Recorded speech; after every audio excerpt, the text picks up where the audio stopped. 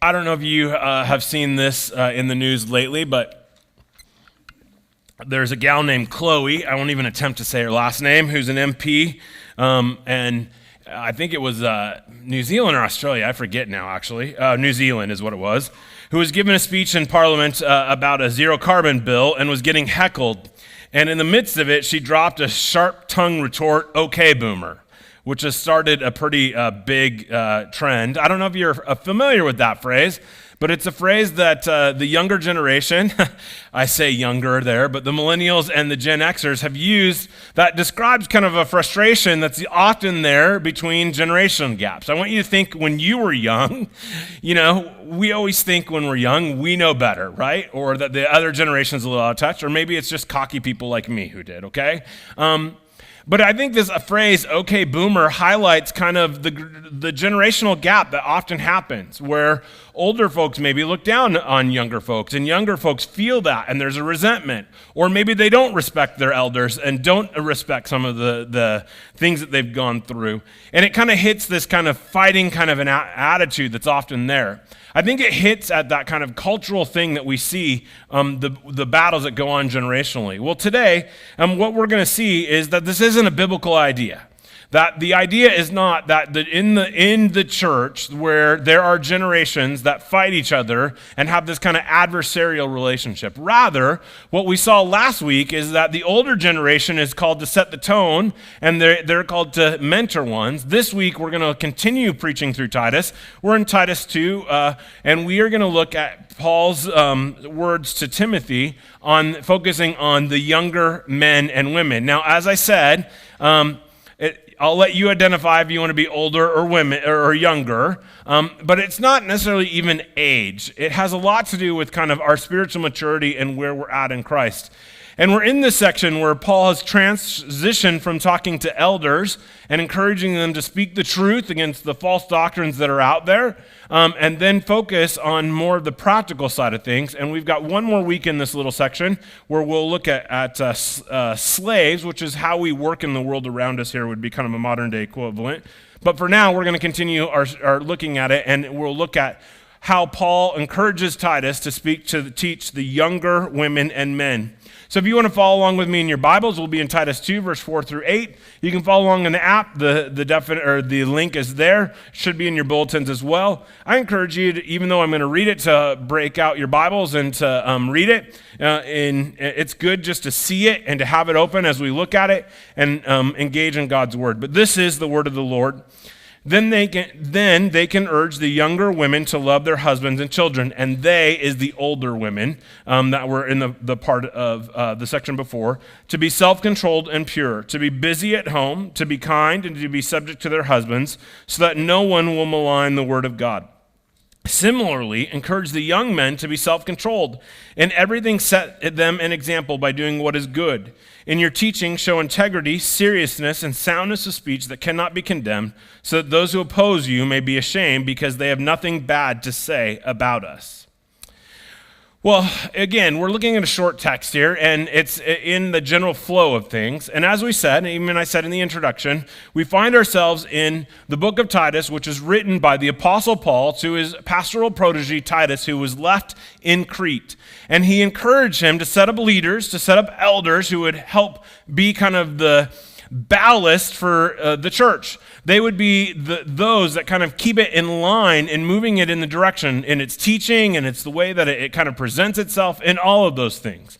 And so that's there. And part of what he said is that they need to refute sound doctrine. Now, when we think of sound doctrine, oftentimes we think of it as just kind of head knowledge, that it's this kind of heady thing, that you need to know the Bible and you need to know what the Bible teaches, that you can speak in all kinds of ologies. I remember when I was a seminary student and I had to read some dictionaries. I literally had to have a theological dictionary next to me because there were so many words in some of the articles that I had no clue what they meant. But sometimes when we think of that, when we think of theology and we think of the word sound doctrine, that's what we have. But when Paul tells Titus that he needs to teach them sound doctrine, which is the first part of this verse in Titus 2:1, he says they must teach what's appropriate. And what that means is that sound doctrine is not just knowledge of the truth. It's not just head knowledge, but it's heart and action. And that word that's used there, as I said last week, is a part of everyday language. And so what we see is that if we want to grow in Christian maturity, it's not just knowing the answer. It's not just knowing it, but it's actually living it out in our everyday life. And so sound doctrine is the knowledge of truth and Christ-like behavior. And what we saw, and I just want to repeat from last week, is this, that Christ-like behavior is learned best in everyday life. Paul, as I said in Titus 2:1, says that word speaking is everyday language. It's not necessarily like me getting up here and teaching or sitting in a class. No, that's not the way that it's set up. No, when he uses that word, it specifically talks about everyday language, conversation that we have. And the point is yes, we need to know doctrine. Yes, we need to know our Bibles. Yes, we need to understand what it teaches and learn more about God. But we also need to work just as much on our Christ-like behavior, and that's learned best in doing life together in a community. And I want you to think about how you are plugged into. How do you have? Who are the people around you that you're investing in and that are investing in you? Because last week we saw that there was a challenge for the older generation to mentor the younger generation. More mature Christians, we saw, are called to be an example for younger Christians. And we see this even hinted at in our passage today in Titus 2:7. In everything, set them an example by doing what is good. Now, I don't know about you. How many of you guys had Jell-O in your Thanksgiving Day feast? Anybody? In my family, it was a tradition. We all got together with the extended family on my grandma's side, the Yonker side, and we would rent a nursing home, and we would hang out in the basement activity room down there, and we would have literally 30 or 40 people there. The kids would go play flag football outside, but one of the things we had is everybody brought their own thing. And we had the turkey guy who made awesome turkey, and we had the Jell-O gal. Now, I like the rainbow Jell-O. Anybody have this? This is a Midwest thing, I guess, but 7 layers of Jell-O. It takes forever to make. You have to literally do one and then cool it down and freeze it or put it in the fridge and then do another one, but it tastes delicious. And if you're really fancy, you do it in a Jell-O mold. Well, this is the idea that Paul's saying. He's telling Titus, he's encouraging Titus and reminding him that his life is kind of a Jell-O mold for the people around him. That the idea is that the more that he invests in people, that he should create people who are more like him. And there's a power there. I want you to think about that. If you want to become like someone, if you value someone and you respect them, hang out with them. Because there's this natural process that the people that we hang out with are the people that we naturally become. And so what Paul is saying to Titus is, remind yourself that you are called to be this example, this molding influence in the lives of the people around them. Now, he is the pastor of this church, but it's not just the job, as we saw, of the pastors and the elders. No, this is the job of all the older men and women of the congregation. As a matter of fact, our passage, it's all about what the things that the older women should teach the younger women. And I want you to think about this. No matter where you're at in your life, you always have somebody behind you, right? I mean, as I said last week, I always tell my oldest daughter, Annika, you're setting an example for Amelia. She's going to be just like you. And no matter where you're at, whether you are a junior high kid, whether you're an elementary kid, or whether you are older or anywhere in between, you have somebody who is younger and less mature behind you, that you have the power and the ability to have that kind of a positive influence in their lives. And that's what we're called to be. That's the kind of life that Paul wants us to have. That's the life that he wants us to be intertwined, that we can do this. And so I want you to think about that. Who are the people that you are letting invest in you? Maybe it's seeking after them, to ask them to invest in you. But also, who is it that you're mentoring? Who is it that you're bringing up that you can have that kind of an impact? And it doesn't have to be a formal relationship. It can be an informal one. But who are you doing life with to try and encourage them and help them grow? Now, as I said last week, Paul was speaking specifically to the older men and the older women, and today he speaks to the young women, and which are basically the spiritually immature women, and he gives them a long list of things to do. Matter of fact, if you want to come up with a passage that's pretty controversial and has phrases that can trigger people, this is it. Let's be honest. I mean, when I looked at this, I thought, oh man, really, do I have to look at this over the Thanksgiving holiday? But I think it's an important one, and I think there's some things that we need to unpack here and make sure that we understand how they're spoken and what's really said here. The first thing that he teaches young women to do, that he says the older women need to teach them, is to love their husbands. Now, what you're going to see here is there's a thread. There's a thread that we need to value the role that women play in the homes. Now, this doesn't mean that everybody has to be married. It doesn't mean that everybody, has to have kids. God calls some to singleness, some to marriedness. And in some passages and other passages, Paul actually says that the single life affords you certain freedoms that you don't have if you're married and you don't have kids. And so we don't want to be a church where we're all married and that's it. We want to value singles and say that this is a valid thing, that God calls some people to singleness and that. Now, that doesn't mean that that's always the case, but we want to do that. But here in this passage, what I want you to see is that Paul is trying to elevate the idea of a job of motherhood and being a wife, and saying it's a lot more important job than sometimes people give it credit.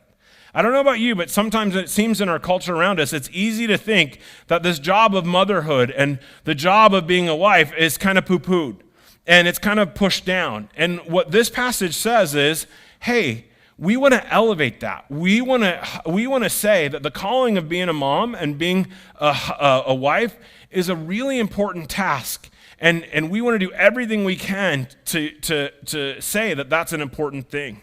And so the first thing she said, that older women are supposed to teach younger women, is that they are called to teach their husbands. Now, again, as we look at this, you may say, well, isn't that kind of, just the way it should be? Isn't that why you get married? You love them, right? And so that's why you got married in the first place.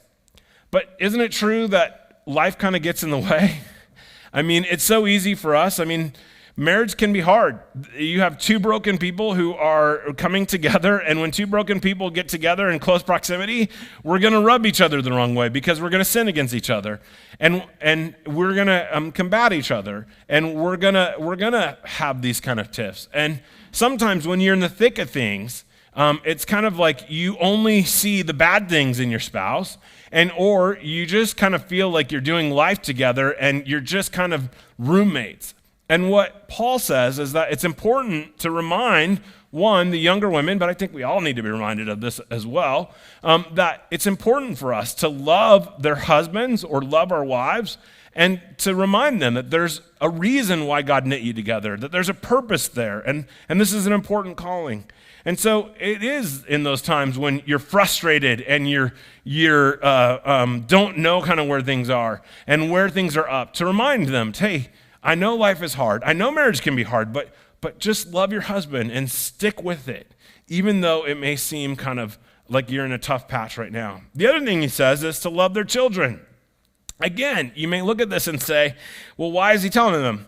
I was watching a YouTube video of one of my friends was kind of getting in a conversation with somebody else on some philosophical thing, and my friend made a comment that parenthood is the best example of sacrificial love, right? And the person responded and said, well, what do you mean? Kids are like these little fluff balls that just pump endorphins in you. They're cute and cuddly, and you get to hang out with them. And they create this good endorphin sense in you. And the guys that didn't have it, it wasn't like my friend had his own live feed. The other guy just kind of had a picture of himself, and he kind of looked old. And my friend asked him, have you ever had a kid? And he said, no, I'm only 25. And he's like, if you had kids, you would know that, yes, they're cute and cuddly, and those babies are so fun to hold. But then there's this thing called they cry in the middle of the night, and you got to change a diaper, right? Or as they get older, are they awesome and fun to play with? Yes, but you have to deal with attitudes, right? And all those things. And so they're not just this endorphin thing. And sometimes when you're in the thick of things, when you're tired and really, can't you sleep through the night? Or do I have to change your diaper again? Or when you're in the teenage years or even in the preteen years where the attitude starts to come up and it feels like you're fighting all the time. Sometimes we need a reminder that we need to love our kids. We need to love our kids.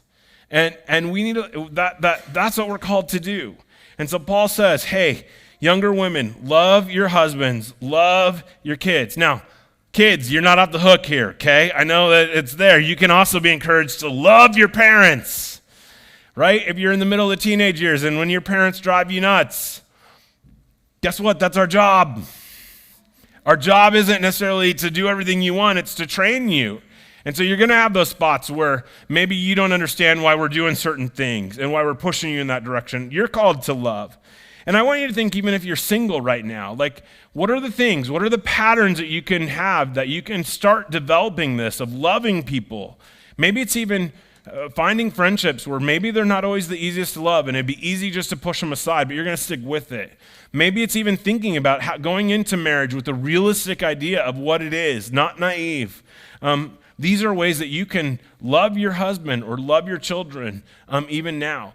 And even if you're single, there are all kinds of ways that you can love the people around you in your sphere of influence. And so even though this is geared specifically towards younger women and who are married and have kids, all of us can be encouraged to love those around us.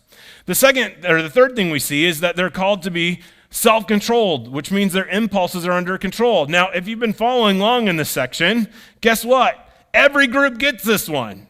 This is like the universal one. Older men, elders, everybody's called to this, to be self-controlled. Even the men, this is on their list. And what this is that we have our impulses under control. I want you to think about this. Think about the people in your life that you know that make that are probably suffer a lot. Why is it? A lot of it is because they don't have impulse control. They have financial debt because they just want to ring up that credit card bill. They're going through all kinds. They're looking for love and they just jump into bad relationships. Now, there's patterns there. There can be even systems and families that make it really difficult. The patterns of behaviors that are learned. I mean, all of those things. But there's a power in being able to control your impulses that you don't always say the first thing off the top of your tongue, especially in the heat of battle. We are actually going to do a conference, and we're going to talk about, it's going to be called Resolving Everyday Conflict. And one of the practical things this guy's going to tell us is, if you want to say something, take a sip of water. Because here's the deal. You emotionally react in 6 seconds, and you don't give your brain a chance to kind of let the logic. And so he said, one of the tricks I tell people who tend to not be self-controlled with their tongue is take a glass of water, and when you want to say something that you aren't sure if it's smart or not, take 6 seconds, let the emotions pass, and let the logic kick in. That's somebody who's learning a practical lesson of self-control, right? And this is some of the stuff that we're going to cover in this, and that's why we're excited to be doing this. But this is what Paul encourages the women, and you'll see the men as well, to be self-controlled. The other thing here is pure. This has a moral connotation. What he reminds them of is this idea that Christians are called to be different than the world around them. That just because the world around them says something's okay, doesn't mean that that is okay for Christians. As a matter of fact, we are called to be different. That we're called to live in a different way, to let the Bible guide us. It's the ultimate authority, not culture. And so what it says is right or wrong, that's what we need to obey. And so he says, be pure, follow those biblical commands about what's right or wrong, and do that. The fifth thing we see is to work hard at home. And I want to put in parentheses outside of it, because it says this phrase, be busy at home. Now, again, this can kind of have these are passages that people bring and say, well, this is hierarchical. This is male dominance. This is what the Bible teaches. Well, actually, if you want to look at the rest of the passage, it says there are all kinds of passages, including Proverbs 31, that talks about the ideal Christian woman. And it says that she works and trades and buys and does all these things. So it's not necessarily that they can't work at home, but it reminds us that being a mom, being a wife, having a household, even if you're single and running a house and taking care of all those things, is a lot of work. I don't know about you, but as a dad, there are times where all I want to do is just sit and watch TV. But guess what? I got to help my kid with homework, right?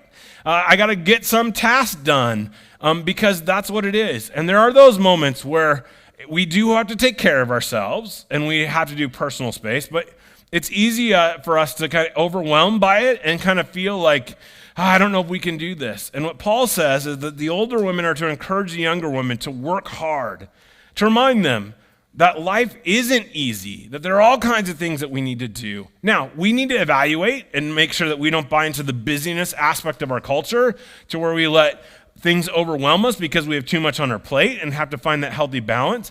But it's also a reminder that these things are busy. There's a busyness to it. And there's an encouragement not to be lazy, to stick to it, and to make sure that they are doing everything they can to stay at work and to keep on things. And again, yes, in the home, he wants to value and say, culture may not think that being a stay-at-home mom or what you do in your house with your kids and your husband is that important, but he wants to elevate it and say, it's a noble task. It's an important task. And we don't need to minimize that, even though our culture wants. If anything, we could say, it's great if you need to work outside of the home, that's good, but also don't minimize the task of what's there at home. Make sure that you're doing it to the best of your ability. Work hard at it. Be busy at it. I also find it's interesting that right after the busyness at home, he tells them to be kind. I don't know about you, but when you get overwhelmed with tasks, what usually happens? You get unkind, right? I mean, it's like you get so caught up in all these things, of all the things that have to happen, that you can get focused on that you get to the task at hand. And what Paul says is, look, I want you to be busy. I want you to do those things that are important around the house, but do it not begrudgingly, not in this way of like mad, but be it in a kind way. Think about how powerful our relationships would be if when my wife asks me to do something, I don't grumble when I do it, but I do it in a kind way, right? Or if my wife asks me to do it in a kind way, which, let's be honest, she's pretty kind, so she usually does that, okay? But if our relationships with one another as spouses kindness was the center of it, how awesome that would be, how different our relationships would be. And so Paul says, remind them to be that. Remind them to do that. Now, here's the other really loaded phrase here, and that is to submit, right? To be self-controlled and pure, to be busy at home, to be kind, and to be subject to their husbands so that no one will malign the word of God. This is Titus 2:5. Now, this is a loaded phrase as well. And for some people, they use this as a bully club, right? It's like, you need to submit to me. Husbands tend to do that because I'm the head and that's the way it is.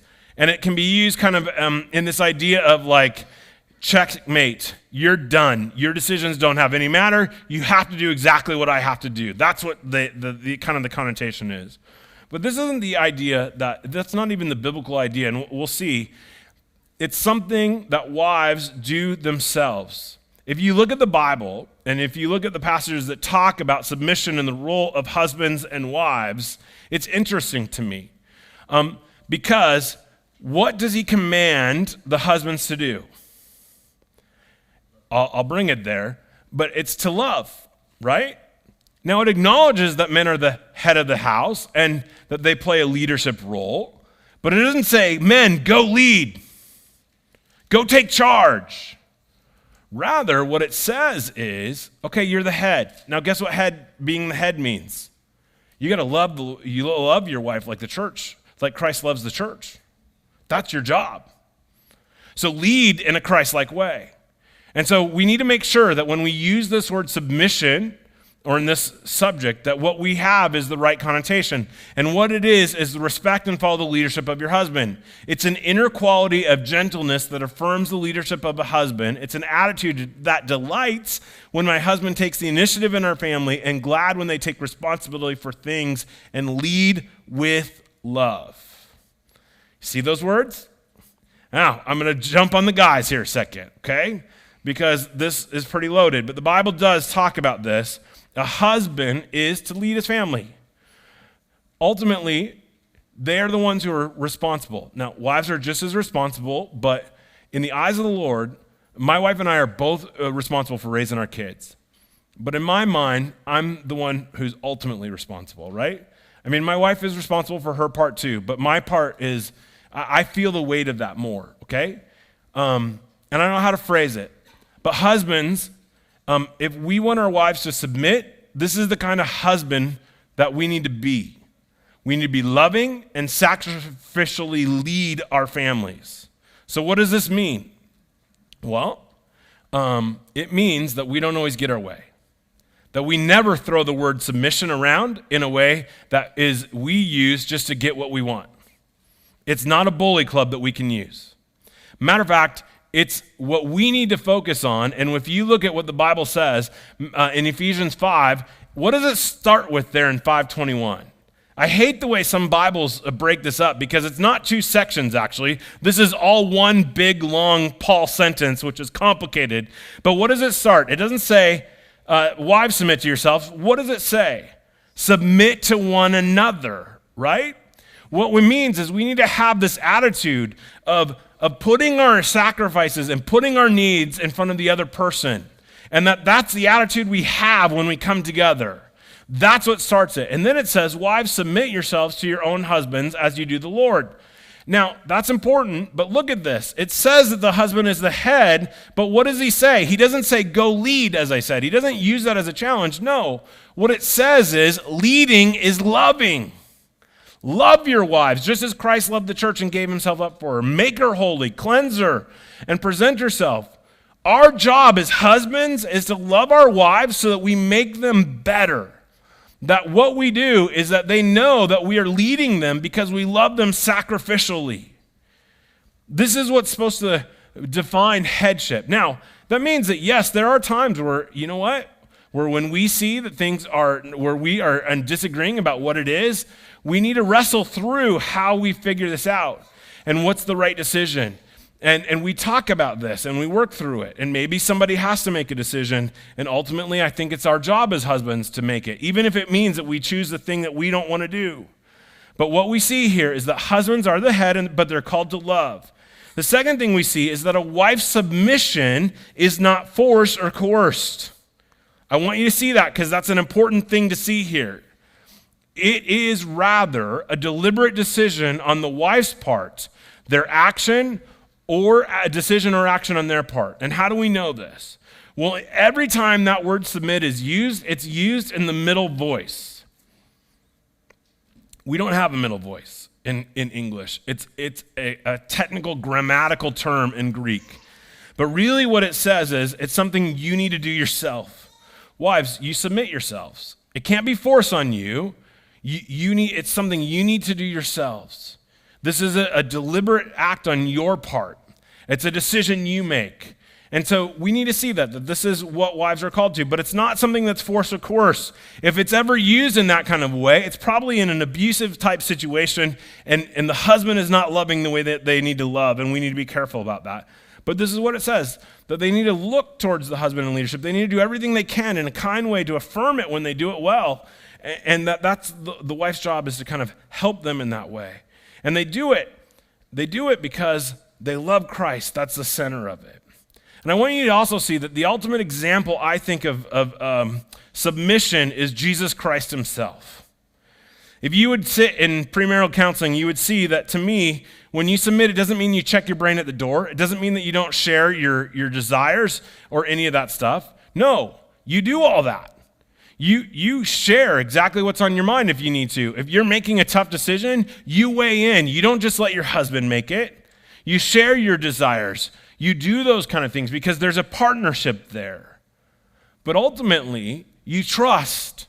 Sometimes you have to trust that even though you may not understand why things are certain happening or why your husband is leading you in this way, that you trust that if he's following the Lord and he's loving you in a sacrificial way, that if he steers in a different direction, even a direction that you may not agree with, that you give in, or not give in, but that you submit and that you allow it to happen. Now, husbands, sometimes the most loving thing you can do is when you have a 50-50 split, that you do what the wife says, because that actually is God using them to guide you in a direction that they may not think. But in the garden, what does he say? What does Jesus say to the Lord? He says it. He gives his desire. He says, Abba, Father, everything is possible for you. If possible, take this cup from me. If possible. He says, look, I really don't want to have to die on a cross. I don't want to have to go through any of this. It's scary. It's hard. If it's possible, take it away from me. But not my will, but your will. So I want you to see here that Christ is the ultimate example for husbands and how we love our wives, because we love them sacrificially and we give up our own desires and our own things for the sake of them. But he's also the example of submission, where he lays out his concerns, he lays out his desires, he lays out those things that weigh him, but ultimately he trusts the Father to lead him and guide him. And wives, this is really kind of the idea of what, and husbands, this is the idea of what God has for marriage. I know it's different, but I want you to think about it. We should be loving each other in such a way that these words like submission and headship don't have this, raise this negative connotation, because husbands are loving their wives and sacrificing for their lives, and that we are mutually just giving in for our sake of the other person and giving up our own selfish desires for them and loving them in that kind of a way. That the world just looks at this and goes, man, this marriage is completely different than anything I've ever seen. And why is it? Well, it's because the love of Christ is center to it, because he's the one who's our example no matter what phase of life we're in. Okay, ladies, it's time for me to pick on the men for a little bit here, at least Paul does.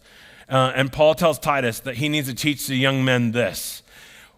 Now, I want you to look at this phrase likewise, because it was there also with the women, and they translate it similarly here. But what he's supposed to do, what that means is some of the stuff that's considered there, that's spoken to the young women, it needs to be brought into the young men as well.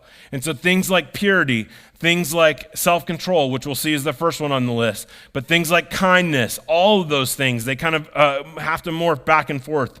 But the thing that he highlights for the men in particular is that they need to be self-controlled. Again, this is on everybody's list, and I've already hit this, but men, we struggle with this the most, right? I mean, if you think of people who are self-controlled, who are the group of people that you think are the least able to do it? It's teenagers, right? Teenage boys. They do all kinds of stupid stuff. I mean, when I think about the stuff I did as a teenager, whoa, right? And even I thought about it the other day. I remember driving with my friends on roads, and they wanted to show me how fast their car went at 100 miles an hour. Like, that's stupid. But why did we do it? Because we didn't have any self-control, right? Hey, I want to see how fast my car goes. I want to show it to you, so I'm going to do it. I was watching sports the other day, and I saw that there's a guy who scored the game-winning touchdown at the last second. And he was so silly that he wanted to celebrate, and he did this stupid thing where he acted like he was a dog urinating. They must be the dogs, I don't know. And they lost because they got a 15-yard penalty, and the extra point got pushed so far back that the kicker missed it. Not example of self-control. But do you really go, yeah, I got to say that I'm not really shocked that a college kid would do that, right? I mean, again, think about the stupid stuff you did in your 20s and that. I have a huge list. But men, what this is that if you're a younger man and if you want to serve the Lord, the best way that we can love our wives, love our kids, and be an example to the world around us is to show that our impulses that the world says we can't control can be controlled. I want you to think about this. How do you control yourself sexually? How do you control yourself emotionally? Just think of how the world would look at it different if they would say, man, those guys, I can't believe that couple is like 25 years old and like they act like they're an old married couple, the way that they treat each other with so respect. Like they aren't so sharp with each other. They're patient with one another. Well, why? Because the husband has learned self-control. Think about it. If you would hang out with a group of people and you're at your job, you're not known for the one with the sharp mouth, which, trust me, I was that one, who was sarcastic and always had a comeback. That was my thing. I always was smart and had a zinger, no matter what it was. But instead, you were known, young men, as, and notice I'm taking old men now. I'm an older guy, I think, but think if you said to yourself that you're known for using kind words and building each other up, the power that's there. This is what Paul says we need to do. That men, young men, our job is to be self-controlled. And that we don't let these impulses that the world says have control over us, that they do. And so I want you to think about this. Now, in the second part of this text, what Paul says to Timothy is he keeps the focus on young men, but he speaks specifically to Titus. And the idea is that when he speaks to Titus and reminds him that he's the example, I use that idea of a jello mold, that his idea is that if he's this way, he's supposed to teach the young men the same way, because Titus is probably a younger man. And what he says is, in everything, set to them an example by doing what is good. And what we see here is that we can't just say, well, I'm going to take a day off, I've been good for so long, I'm just going to let my impulses go another day. No. We need to work towards, if we're a young high school kid, we need to listen to our mom and tell us what our mom says. And we may not understand what the reason why, but we can do good. If we're working, we work hard. And we do good for our bosses. We're going to see that next week, that this is one of the ways that we can show that God, that Christ has had this kind of an impact, because we want to have this influence of good in the world around us. But Paul says to Timothy, you need to do good deeds. And the other thing that he focuses on here is that their teaching or their words, and he highlights three things that are important. The first one is that they show integrity. Think about the words you say, even with your coworkers, with your spouse, with your friends. What is it? What's the motivation behind it? Paul said that the false teachers that he's combating against have these bad motives. They want to be puffed up. They want people to think that they're smart. They want to earn a ton of money. They want to have fame and all of these things. They want to have power. That's what guides them. And what Paul is telling Titus, you need to be the exact opposite. People need to know that what you say is genuine. That when you say you'll do something, you'll do it. When you say that you care about them, it's not hollow words. You actually do care about them. It means that there's an uncorruptedness there, and it alludes to these ideas of why are you doing this? What's your motivation behind it? And it's always a Christ-like love, wanting to show Christ-like love to them, not that. The other thing that they need to do is they need to exhibit a seriousness or a weightiness to this. Now, this doesn't mean that you can't crack jokes, that you can't have fun, that you can't, let loose and have a good time. I mean, I actually think that that's a great way that we can show the world, if we can laugh at ourselves, that shows that our motivations aren't what most of what the world says, because we admit that we're broken and we mess up and we do all these stupid things. But that we're learning and we're growing in that. But what he says, though, is that our conversation needs to have some depth to it. Guys, this is a challenge for us. A lot of us, it's easy for us to talk about football or, our cars, or you list artificial thing that you're interested in, and we can easily have those kind of conversations with one another. But sometimes it's harder for us to go to those deeper places, to have the deeper conversation. And what Paul says is that men, our job is to push ourselves in that direction, to be vulnerable and honest with people about what's really going on, even if it's hard to admit. Maybe we have addictions. Maybe we've got sins in our lives that we don't want to admit to, but that we're willing to go there. We're willing to have that conversation, that there's a weightiness to it. And that's what we're pushing about that. Again, think about this. Guys, I want you to think about how cool would it be that if the world around us looks at us and goes, you know what? Yeah, that guy can talk about all the superficial stuff, but if I need somebody to talk to about something hard, if something's going on, that's the office I want to stop by. That's the person I want to talk to at work, because I know that one, they're trustworthy. They're not gonna show integrity in it. They're not gonna blab this to everybody else. But two, I just know that there's a depth to that person that we can have that conversation. This is what Paul is urging Titus to be an example to the younger men, to have that. And the other one is to speak the truth in a healthy way. He says to have in everything set them by an example by doing what is good. In your teaching show integrity and seriousness, that's the first two, and a soundness of speech that cannot be condemned. And what he's saying is speak in a healthy way. And again, this is where he's really pushing, and it doesn't just apply to the men, it applies to all of us, but he's speaking specifically of men.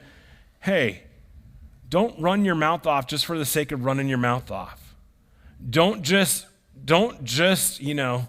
say things for the sake of saying things, have a weightiness there, but also don't shy away from the truth. There are times where people are going to ask you hard questions about what you believe, or they're going to ask you tough questions. Speak the truth, but do it in a healthy way. Don't shy away from the truths that the Bible teaches. Don't shy away from those things, but make sure that the content of your words is healthy, that you speak the truth, that you have those kind of connotations, and you do that. And so this is the other area that we see. Now, in all of this, there's a goal, and we see this. I know this is a big, long sermon, and there's a big list here, but I want to end where we ended last week because we see this in our text as well. Why do we do this? Why is it that Paul hits all these different aspects so hard? Why does he say, young women, you need to be this way, and young men, you need to be that way, or old men and old women last week? Why is that? What's the goal of all this? Well, it's not to push ourselves up. It's not to make ourselves awesome. No, the goal in all of this is that we glorify God and properly display Christ to the world. I mean, look at the ends of both of the sections in women and men, younger women and men. What does it say? For the women, it says so that no one will malign the word of God. That when they see your life, they go, oh, that person practices what they preach. They say they're a Christian and they actually live it out. They talk about unconditional love, and man, I actually think that they're showing it to the way that they love their husband, the way that they love their wife, the way that they love their kids and the people around them. I see that what they are practicing what they're preaching. And the same thing to young men. He says, so that those who oppose you may be ashamed because they have nothing bad to say about us. I don't know about that. That's a pretty big yardstick to have, right? That they listen to all our conversations, that they listen to everything we do, they see everything we do, and they have nothing bad to say about us. We will not measure up. But the goal of all of this is that we show people that the love of Christ has impacted us. And we want to show that that love impacts not just our head, but all of our lives, especially our relationships and our everyday thing. That's the point. Now, here's the thing. When we read something like that and when we have the yardstick, we always also need to be reminded of God's grace. Because here's the thing. Whether you're an older woman or a younger woman, whether you're an older man or a young man, we will never perfectly display Christ's love. And when we do that, Satan can kind of come at us and use this idea of a condemning spirit that uses accusations against us. And he'll say things like, see, if you were really a Christian, you wouldn't do this. Well, here's the thing. We're really a Christian and we want to grow in our godliness. The Spirit will grow that desire inside of us. But we also remember that when we fail, we speak against those lies and say, you're right, I've messed up. But my relationship with God and my ability to display Christ's faithfulness is not on my perfection, but rather in me trusting that what he accomplished on the cross is enough. And in fact, one of the most powerful things we can do as Christian husbands and wives and coworkers and kids is that when we look at a list like this and we feel overwhelmed by it, that we're quick to go to that person and say, you know what? I've messed up. And I'm going to ask for your forgiveness. And I can do that because I know that Christ has already grounded me and offered that forgiveness. And so even in our interaction of not living up to things and being quick to ask for forgiveness and quick to admit our faults, we can display Christ's love to the world around us. And so today, we're going to end our sermon as we always do with a prayer, and then we're going to take communion. But I encourage you to think about this high and lofty lifts, but also to remember about the grace that's offered for us when we do not live up to that standard. Let's pray.